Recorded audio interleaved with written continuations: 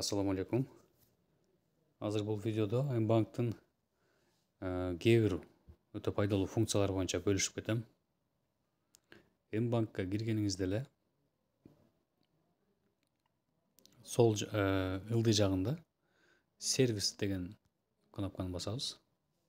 Ушул сервистин ичинде өтө кызыктуу функциялар көп экен. Мисалы, Мой авто дегенге бассаңыз, бул жерде сиздин атыңызга катталган автомашина чыгат, сразу эле гос номер, машинанын маркасы, жылы болуп. Бул машинени, муну азыр чыгып аткан машинени мен сатканыма көп жыл болду эле, бирок муну алган киши дагы деле өзүнө өткөзүлө экен, чыгып атат. Налог на текущий год дейт, 599 сом. Ушул кнопканы бассаңыз, бул жерде оплатить 599 сом дейт. Налогтун срогу өтө элек. Эгер срок өтүп калган болсо, бул жерде мынакей пеня, штраф деп көрсөтүп калат экен. Канча төлөнүш керек. Эгер срок өтүп кеткен болсо дагы канча кошуп төлөнөт, ошолор полный чыгат экен. Так, бул бир. Эң ылдый жагында мои штрафы дейт. Бул жерге кирсек, жөн эле кнопканы басып койсок эле, сиздин атыңызда кандай болбосун, безопасный город боюнчабы, кандай болбосун штраф сот тарабынанбы, кыскасы сиздин атыңызда штраф болсо, ушул жерге чыгып калат экен. Азыр жок үчүн штрафов нет дейт.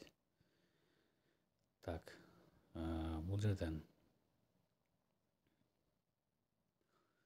эми бир аз жогору чыкканда, бул жерде популярное и прочие деп турат. Прочиеге киребиз.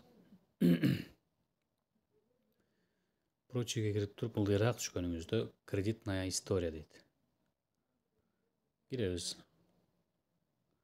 Так, бул жерде менин эсимде мына кредитный отчет на деп туруп, датасын көрсөткөн 21 декабрь 2022 жыл.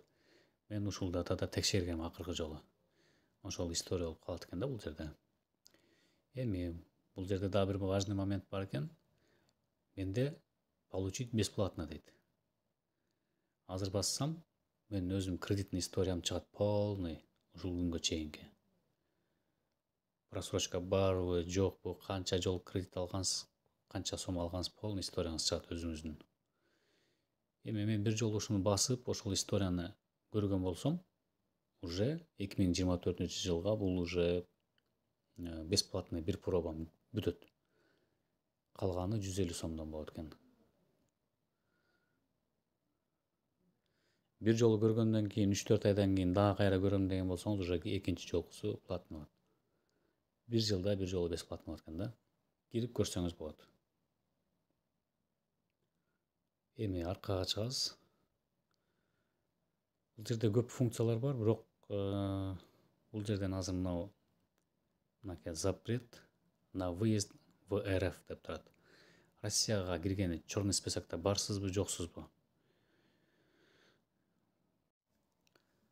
Так, ушул жерде жазуулар чыгып калат. Продолжить дегенди басасыз. Тилекке каршы азыр сервис временно недоступен дейт. Данный момент азыр мен чукулуп аткан убакта тилекке каршы ушундай болуп калды. Бирок сиз кирип көрсөңүз болот. Муну биз көрдүк элек. Кайсыл күнү көргөнүбүз эсимде жок. Мен башка бирөөлөрдүн Mbankынан көргөнбүз. Точно чыгат экен эгер черный списокто бар болгон болсо. Так, ушул бүгүнкү ушул. Эгер дагы Mbank боюнча суроолоруңар бар болсо, комментарийге жазып койгула.